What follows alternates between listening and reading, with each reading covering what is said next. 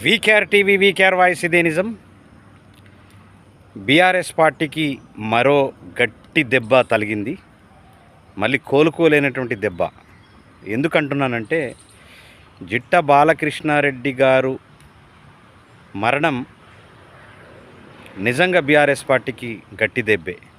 ఎందుకంటే ప్రతి ఒక్కరూ బీఆర్ఎస్ పార్టీ చేసినటువంటి జిట్ట బాలకృష్ణారెడ్డి గారికి చేసినటువంటి ఏదైతే అన్యాయం ఉందో ఆ అన్యాయం మీదనే తీవ్రంగా స్పందిస్తూ ఉన్నారు, మాట్లాడుతూ ఉన్నారు. కాబట్టి బీఆర్ఎస్ పార్టీకి జిట్ట బాలకృష్ణారెడ్డి మరణం చాలా అంటే చాలా పెద్ద దెబ్బ అని చెప్పేసి చెప్పకనే చెప్పొచ్చు 100%.